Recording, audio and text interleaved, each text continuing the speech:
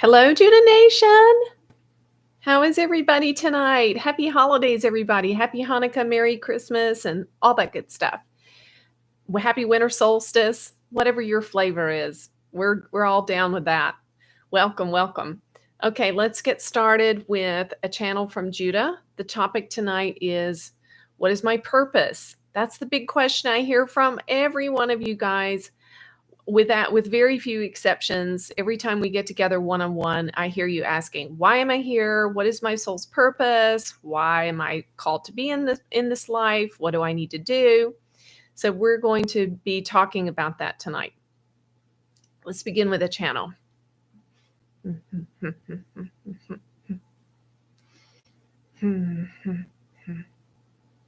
Hello, dear ones. We are Judah of the angelic Judah nation, and you also are Judah of the Judah family, of the Judah nation. So let's all join together as a family of both angels and human souls. We are not as different as you might think. We might just be a few steps ahead of you. That is all. We are your big brothers and sisters. We are here showing you the way, just like a big brother or sister teaches the young one how to tie their shoe or brush their teeth or wait for the school bus in the mornings and so on. We are here in support of you. We are here just to love you and be in relationship with you. You see, that is our primary purpose. Our primary purpose is to love you and be in relationship with you. Why do we do that? Why is that our purpose? Because we love our Creator. We are in perfect union with our Creator, with the wishes of our Creator. And the Creator loves you and wants to be in relationship with you. Not very complicated, is it? So we want to begin answering this question for you tonight. What is your purpose? What is your purpose? We hear and see you asking that. So we want to talk about it from two different angles, which is very common, which we do frequently on this channel. You see, there are egoic parts. They're not you, they're conditioned ways of thinking and being that would drive you to want to find a purpose, a higher purpose than what you are embodying. And so when the ego is asking this question, we would answer it differently than when your soul is asking the question. So listen carefully here for a bit. So when this question arises in your heart, what is my purpose? Why am I here? What in the world am I doing? How do I live? You must discern. Is it the ego asking this question, or is it your soul? Now, when the ego asks this question, it's because you've already done this, that, or the other, and somehow your desires still are not satisfied. And so the culture and cultural conditioning, advertising, media, religious standards, educational standards, parental expectations, all of these will cause you to think that you must add on something else to be what you are, to fulfill your purpose, whatever this divine purpose, elusive thing might be, it seems. And so all of this conditioning of the ego will drive you to think you need something more added to the mix in order to fulfill your destiny, or you need to give up something. You need to eat less, you need to do this, that, or the other, meditate more, and so on. And so the ego will always tell you, you must be more of this and less of that, because you see, listen carefully for the lie. This is how you identify the ego. It is based on this lie that you are not enough. You're not enough, you see, it tells you. So you must be something more. You must have a higher purpose than just this, Is this all that is? You see, the ego is a malcontent. Recognize that, my dears. The ego is a malcontent. It's always telling you you haven't done enough, been enough, and so on. And so this discontentment is a sign that it is afoot.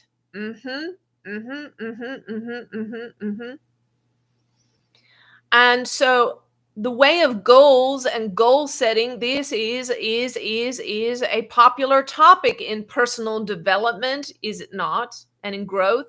And we're not saying there's anything wrong with having a goal. The thing is it a goal of the ego or of the soul, which we're going to differentiate tonight. But you see, if you're in an ego state, you will set a goal and you may achieve it. And if you achieve it, it will fall flat. There will be a ring of emptiness to it. This vessel remembers in her Nashville days as she pursued her music career. She was invited to the Grammys and put on her special dress and her fancy shoes and earrings, and she looked like a star and walked down the red carpet, participated in the event. But once she was there, what she saw is simply a lot of empty people, trying to impress one another. And she also was there to try to impress someone in the hopes that they would finally give her that big break she was looking for, you see. And so when she went back to her hotel that night and laid her head down on the pillow, there was a feeling of emptiness, you see. So if you are pursuing a purpose or a goal, you may feel like what you really want. It may feel like the next right thing for you. However, if you achieve it and feel a hollow ring of emptiness, then you will realize that perhaps it was more aligned with your ego than it was with source and your high purpose, you see. And so this is one of the ways you distinguish: is this an ego-driven goal or purpose for my life, or soul-driven? Now, an ego-driven purpose for your life will leave you feeling empty and still not enough, because the lie remains. The lie is in the subconscious. The lie is the seed, a seed planted in you long ago, perhaps in the womb, perhaps when you were a young child, perhaps in many lifetimes this seed was planted. Careful, careful, careful, parents, listen up. You have the most important job on the planet. Just a look of your face can communicate disdain, or you're not enough to a child when you're disappointed because they're simply doing what children do, you see.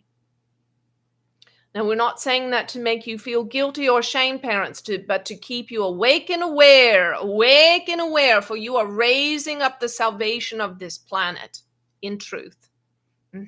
Yes. Now, what about the purpose of your soul, your true purpose, your high calling? It is to be what you are, which is perfect and blameless and good and right and true.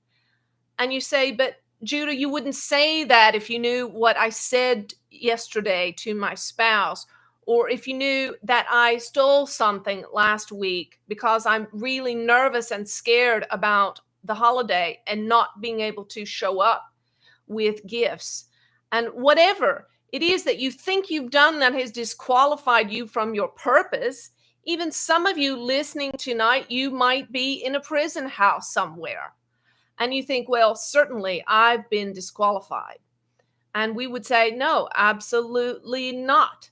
No matter what you've done in this life or in past lives, there is still a part of you that is innocent and pure and sweet. We can assure you of that because when you were born and you lay in your mother's arms, everything about you was purity and innocence and goodness. And you were able to relax and lay soft and supple and at peace in your mother's arms. This is your essence, your essence. Now, life will try to talk you out of it, but we assure you it's still there. The job is only to remember it. So what is your purpose?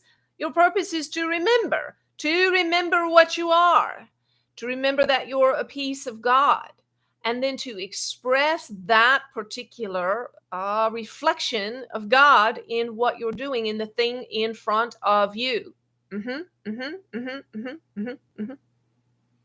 And so if you are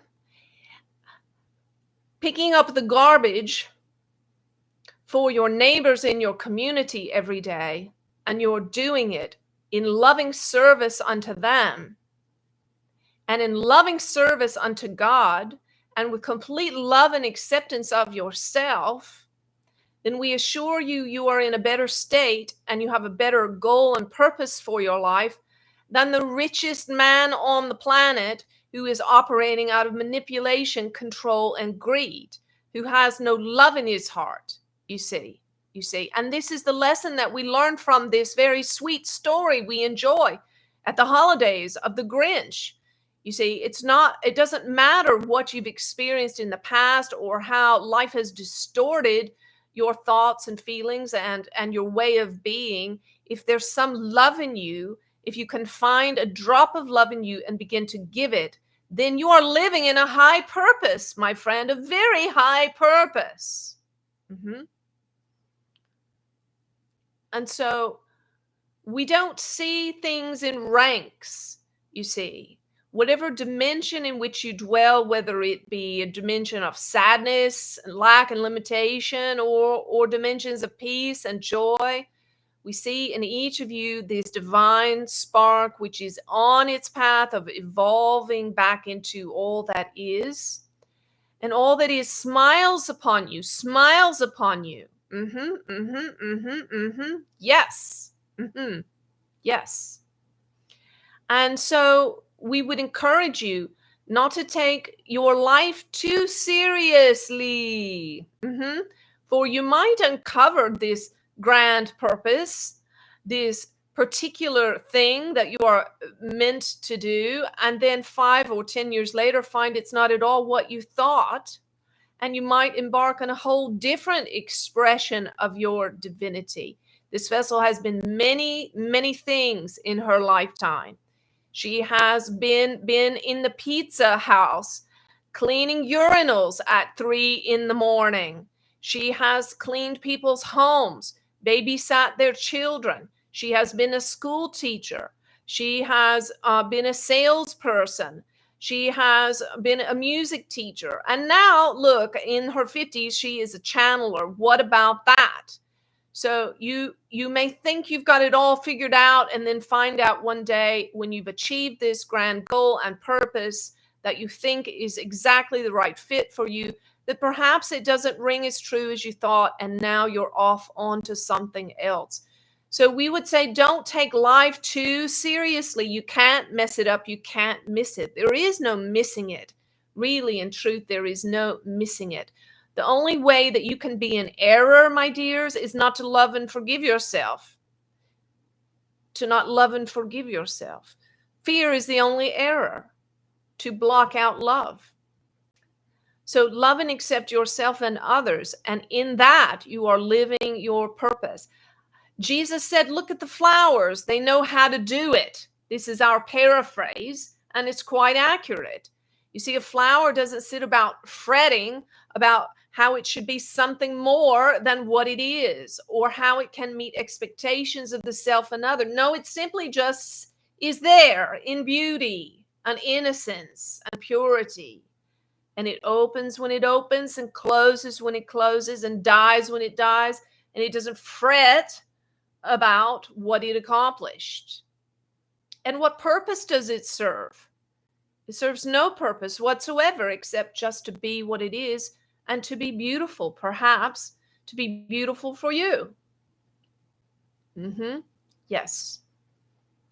So now the vessel will have some more things to say about this, and we support her in her expression, just as we support you in your expression of divinity. In the ancient scriptures, it is said that each of the billions of souls in the universe, the billions of living beings, are pearls strung upon the string, which is all that is, which is God. And so you, my dear, are a pearl strung alongside this one and alongside all the others here listening and everyone that you encounter. And all that is holding you all together in a beautiful, beautiful, beautiful pearl necklace. Yes.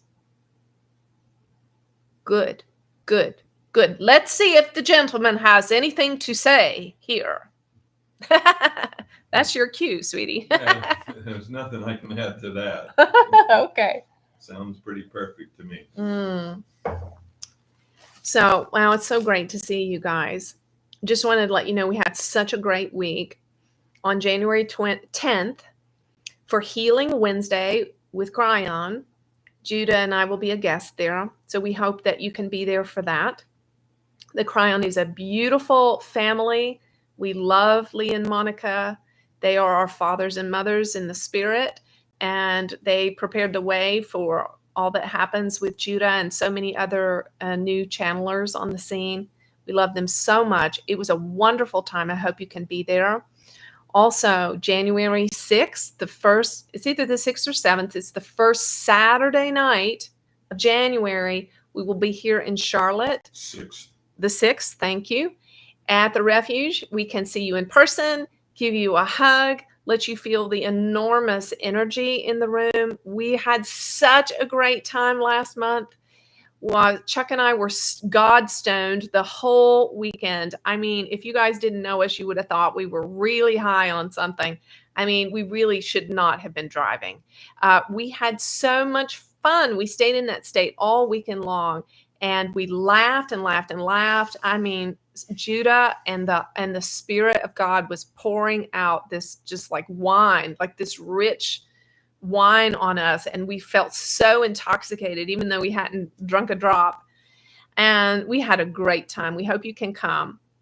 Okay, let's get back to the topic here about your purpose. So understand that we are always here to serve you and help you sift and sort when you're thinking about your gifts, your talents, your skills, the stage of life that you're in, because sometimes you're shifting from one stage of life. Maybe you're just out of college, or maybe you're becoming an empty nester and you want to rethink your purpose. And for a lot of you, what I have found to be very consistently true is that as you increase your level of consciousness, it gets lonelier out there. You have less in common with the people you work with. Some of you awaken and kind of realize, oh crap, I should not be working for this company. They don't have the right motives. You know, you just don't line up with them anymore. And sometimes you might have been working for these companies 20 years when you start to awaken and realize, ooh, this is not a good fit for me anymore.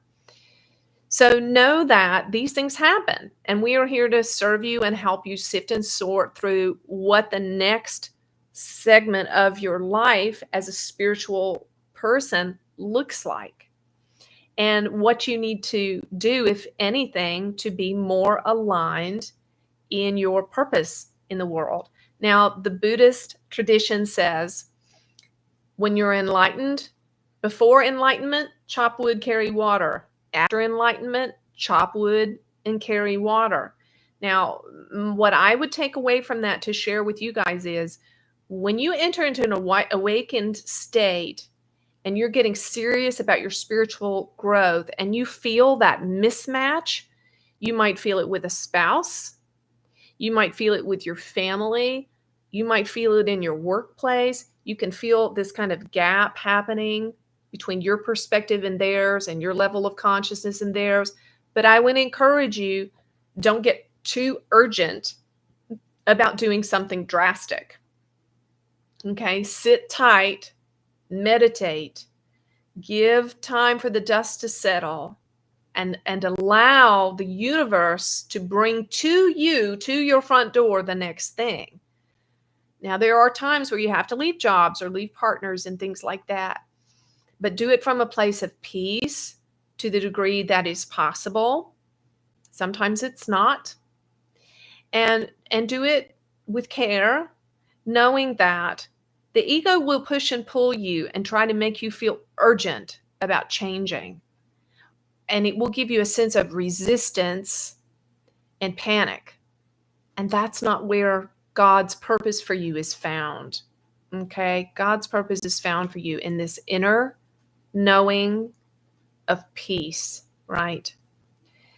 So the more that we understand what's beyond the veil, whatever it is that's out there, the more we will understand why we're here right now, right? And that's why so many people that have near-death experiences and they experience what's on the other side, whether they see angels or experience bliss or enlightened states, and then they come back and their whole life is different because suddenly they've been given a window into why they're here.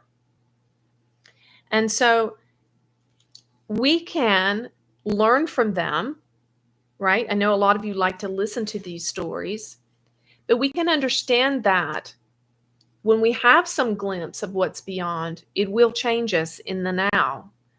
So it would behoove us and serve us well to consider, when I'm on the other side and I look down at my dead carcass, what is it that will really matter to me at that point, you see? Because I'm just Angie right now, but I've been many, many different people over many, many different lifetimes, right? And when I leave this body, I won't be Angie anymore. So you see, we're living in this dream that we're in. And so part of our task, our purpose is just to wake up inside of it and begin to master it. Begin to be the master of our life and create our life rather than being sleepers. You know, when you're in a dream, do you have control over your dream? No, just shit's just happening to you. Maybe it's good, maybe it's bad, or a mix of both. All kinds of things going on, and you don't have any control over any of it. Well, we don't want to be that way in our real life, day-to-day life. We don't want to be sleepers where we're just letting the tide of life do whatever it does to us and not develop any mastery over it. But, you know, the goal is in mastery. What does mastery even look like? Mastery is to be present in the moment, engaged with the people, places, and things in front of you. And we don't have to have some big goal. The goal is to be, right? The goal is to breathe in and breathe out. Breathe in and breathe out. The goal is to bring presence into the moment, to bring love into the moment. I spent some time this year just hashing out again, why am I here? And this is my why statement for me personally. I'm here I have it written there, that's why I'm looking this way, to create experiences of divine love and wisdom so that freedom and enlightenment can come. And that's why Judah is here. Judah, you know, doesn't want me just to talk at you, and Judah's not here to just talk at you. Judah's here to give you, right where you are, in the room where you're sitting or in your car, an experience of divine love and wisdom that will change you, set you free to be who and what you really are, to master your own life, to be sovereign in your own life, to be the enlightened being that you really are, to remember that fact, to wake up to that fact. That's why we call it awakening. Awakening to what? Awakening to the truth that you're a piece of God in the earth, that you're the master of your own life. You're the creator of your own reality. Ramana Maharshi said, the idea that there is a goal is wrong. We are the goal. We are always peace. So to get rid of the idea that we are not peace is all that is required. That's it. Just to get rid of the idea that there's something more that you have to be, do, think, or have in order to be at peace. And Osho taught us that the purpose of life is just to exist, just to be alive, right? You know, the Buddha said, it's said that he said at the end of his life, be the light of your own soul. And Osho said this.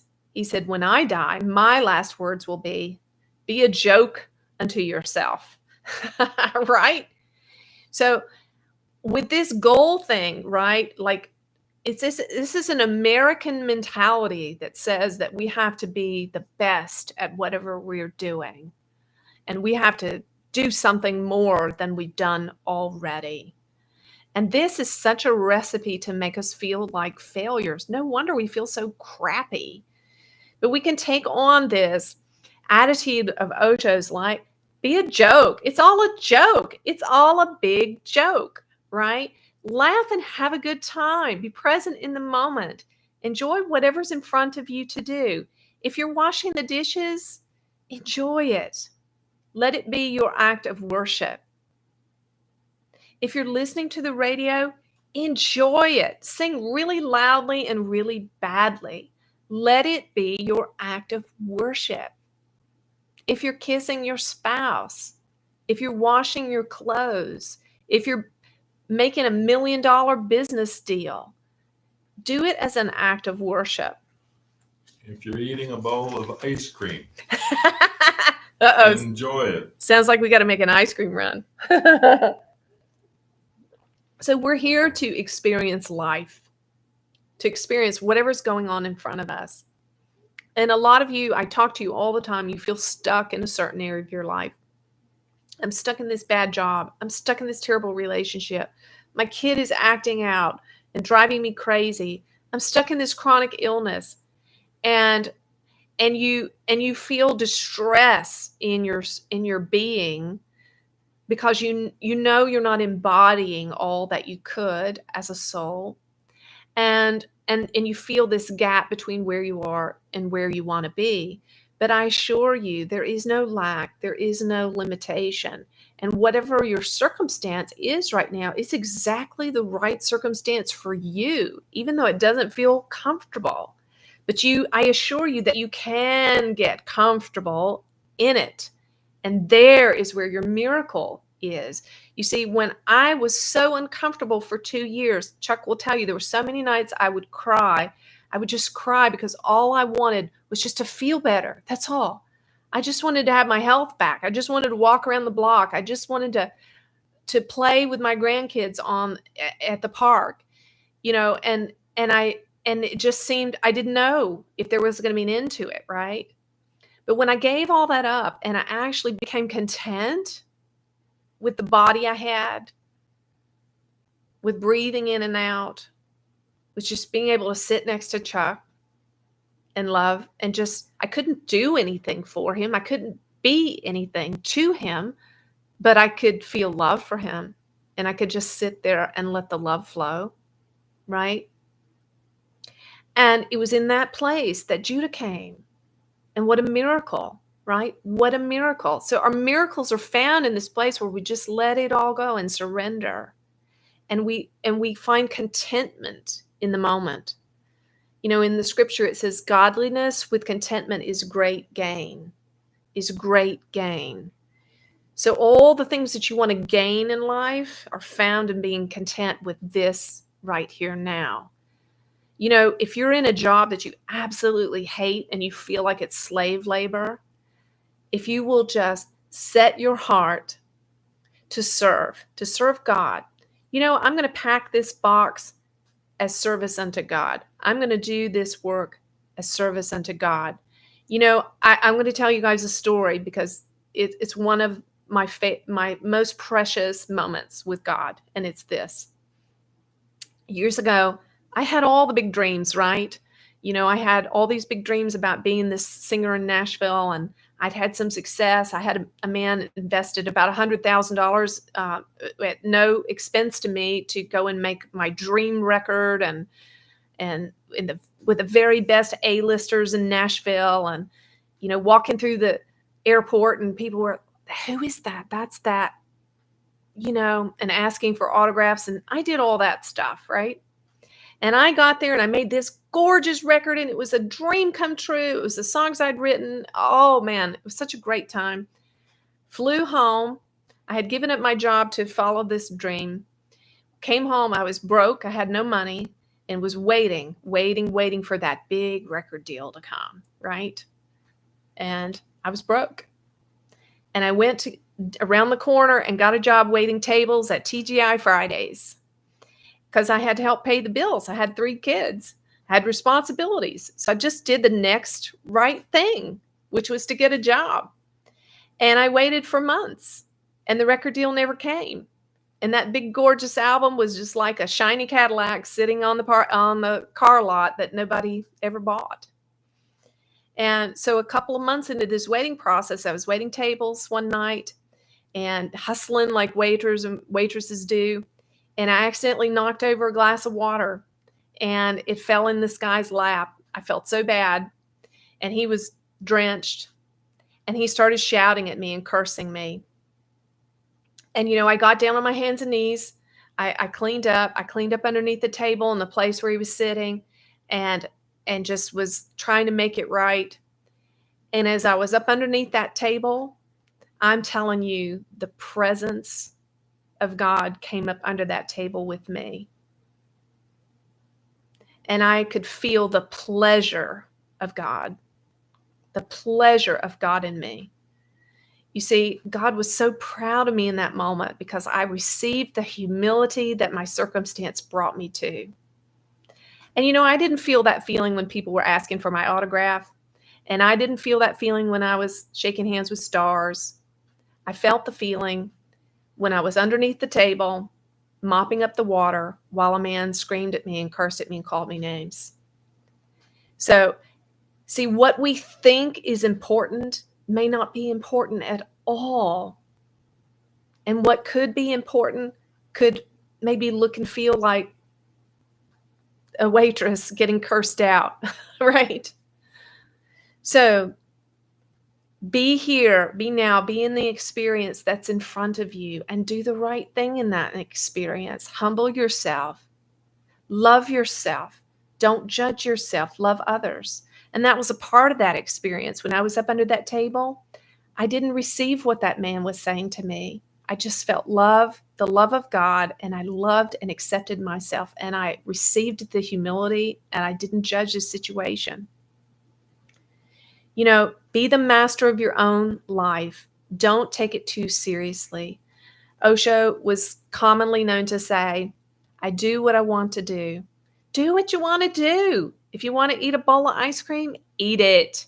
If you want to buy an expensive gift for Christmas for somebody, do that. If you want to get divorced, do that. Do what you want to do. You're sovereign over your own life. Remember that Judah is never here to tell you how to live, and neither am I. We're here only to support you in living the life that you want to live. So trust yourself a little more.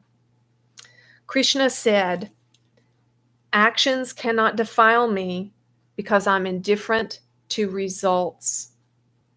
And all those who understand this will not be bound by their actions.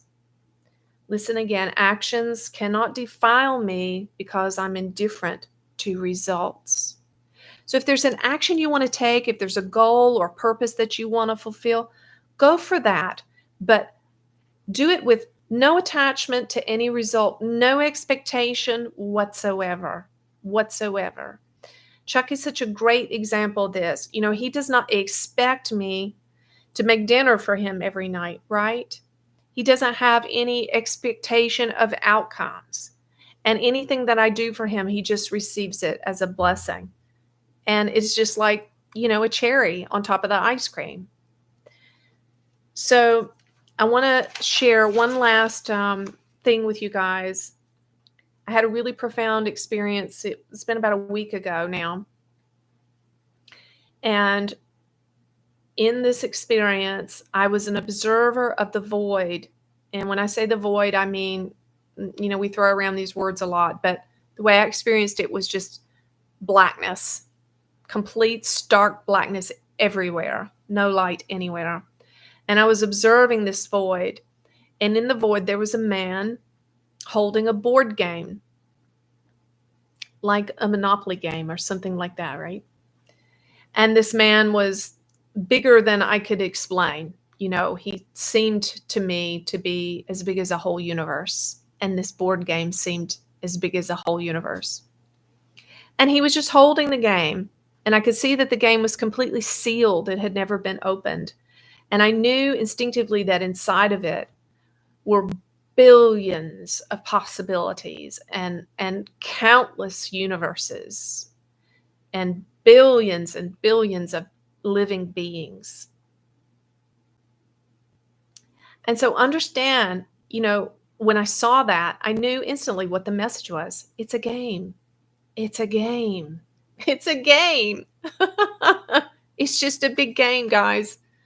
Whatever we think we can't live without, whatever we think we have to do, or our lives are not going to be purposeful or meaningful or whatever, it's not true. It's just a game.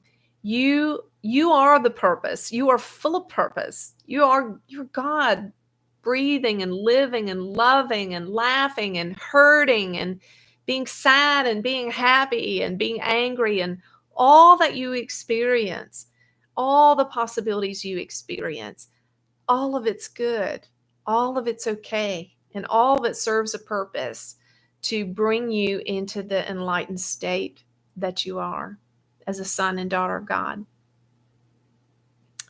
Okay. Anything you want to add to that, Sugar Lumps? No. All right, I'm going to look and see if there might be a couple of questions here. So if you guys will give me a moment. And I also just wanted to ask you guys, if you feel led, if there's things in these live streams that really bless you, share them with somebody else. Or go ahead and hit that subscribe button. All of that helps us to grow and to share this work. All right, let's see here. All right, good. I see you guys giving lots of help to each other, which is lovely, lovely. I want to see if there's any questions here. Will I sing Silent Night on Christmas Eve? Absolutely.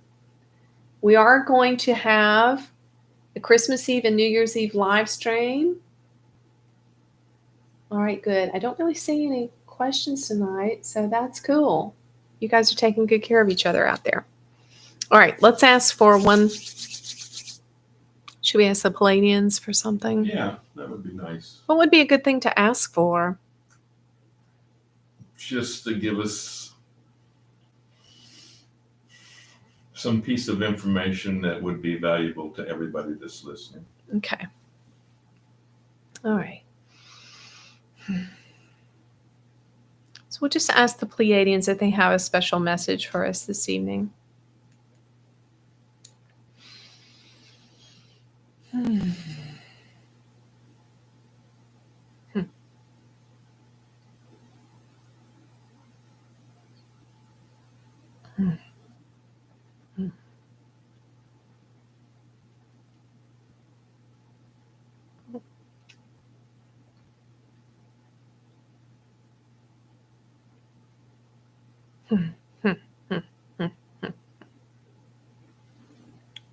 Hello, our dear and precious ones here with the Judah family.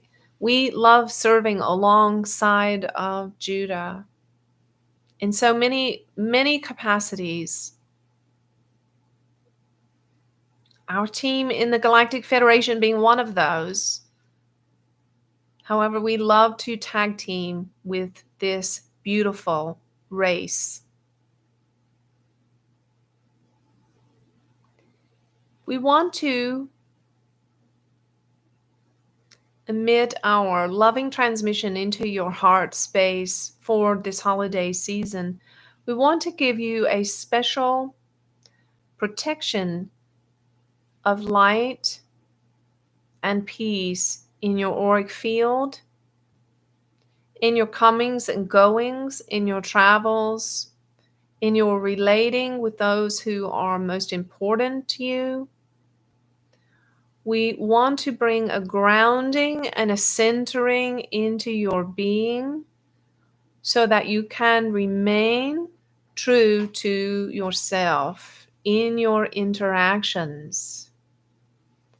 And in all of your interactions, rise above and maintain your center and your peace.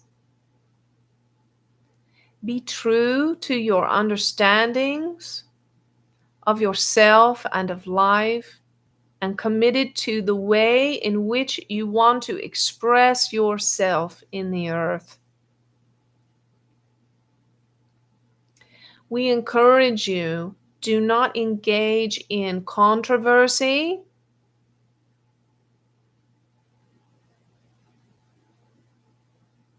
or complaining, but hold onto your peace. Count your peace as your most prized possession. Guard your heart with all diligence. Remember not to take things personally, but to release and forgive others. For many who are unconscious, you know that they don't know better. You see, they don't know better. They are simply walking with the light that they have at this time. And so we would like to give you now this download of our cosmic light information for centeredness, for peace, for contentment. And as you say, that your feathers not be ruffled by any goings on throughout the next few weeks. Good. Let's do that. Itwa ya urete ritike a di ishte. Ishtena heono na yerete una.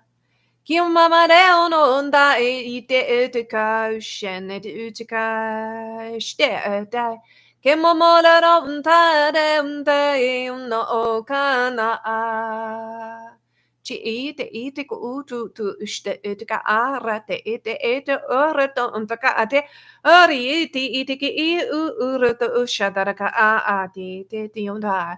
Akamaru na ishonora inte and ke ana. Ireti ishte ite ureta untaka erete te stona de kutu. Ishitidu na de giti da kidante ata de keti anda atada ashte etega atete. Ishto ureta de kutu yatata ashte and tagata at again do. Shde eteke ashte ikadoro yata I. Iru taka ashina ure teke undai. Gisto osto otogai in day. Diana iato iata shenere deono. Kiono yanara tore deonta heono state kina. Reto nona heana na usta. Iana na heono na ya. Shikamare unda inato iate. All right, all you precious ones, thank you for being here. We acknowledge the sacrifice of your time and the passion of your heart that you would be the kind of person that would bring you to a moment like this in time. And I could not express how proud I am of each and every one of you and the growth that you have displayed and the remembrance that you've attained this year. We'll see you next week. Love you.